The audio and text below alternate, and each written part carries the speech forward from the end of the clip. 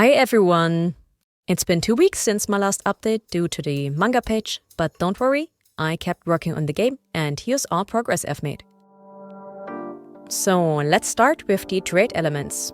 For the new stuff I added to the game, I needed a version that also has a little label name on the side of the icon. So here it is. This label does have a color property that matches the icon background too. Oh, and speaking of color, I adjusted the yellow color of both the icon and the label to match the background's menu frames. Because currently the yellow was just, well, yellow, but it did not match the yellowish-reddish gradient that I have on the menu frames for a consistent design. So yeah, that's fixed. I also updated the trade registry system with a type and subtype parameter. The trade types basically define what, well, type that trade is. There's a universal type, and then there is appearance traits, service-related traits, which are those traits with gameplay effects, adventuring, etc. And the subtype essentially just adds a second grouping layer so that I can have a bit more control over randomizing traits. So, for example, a customer selects randomly from a bunch of appearance traits, but we also want to prevent the customer from picking traits that the player can't possibly satisfy at the same time. A customer that understands that Opie is life wouldn't at the same time ask for justice. So I put both the big booba and the small booba traits in the same subgroup, and this makes them mutually exclusive to each other. So yeah, customers now properly have a logic to select trade requests from, which is awesome. And I also added customer-specific special traits that work like random debuffs. And essentially those are just flavor things that trigger special events during customer interactions.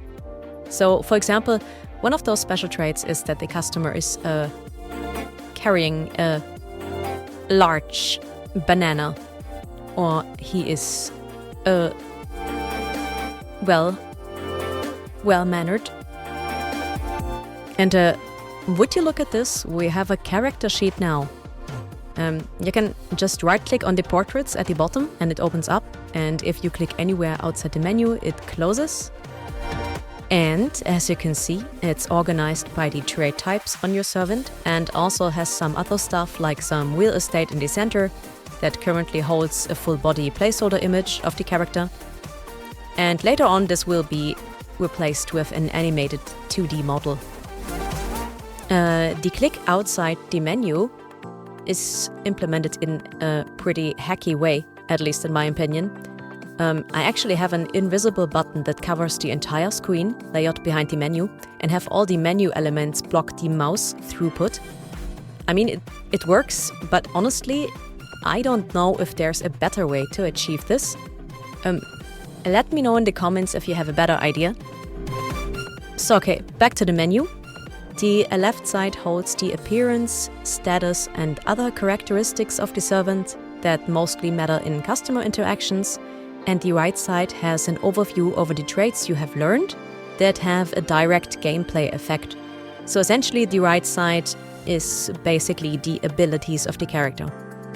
Also, there are character ranks and experience for the 3 jobs. And you can actually learn new traits here if you level up. So if we click on the little red button here with the plus, there will be 3 different tiers of traits that you can select from. Tier 3 will be the first choice you can make upon getting the character, and this tier will have 2 unique traits that only this servant can have. So it's kind of like the character unique traits. Oh, and the tier is represented with the little star icon on the left, so this one has 3 stars. And then there are 1-star and 2-star choices that basically allow picking a few traits that are shared among multiple characters.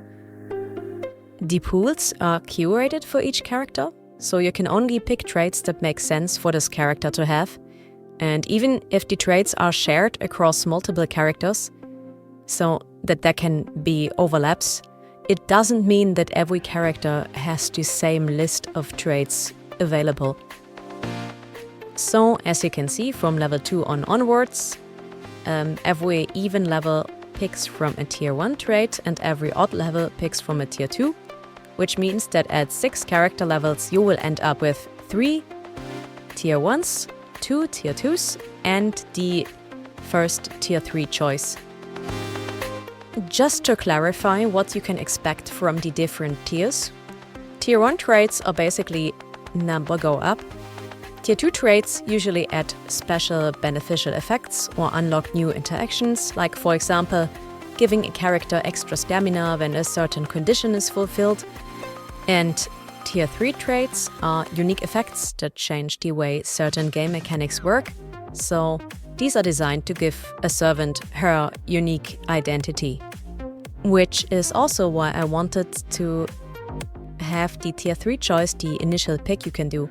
Because it would be weird to have the character essentially not have its unique defining trait for the longest part of the game. So I front-loaded that decision and made tier 2s to be the unlockable power spikes instead. If we want to apply RPG terms here.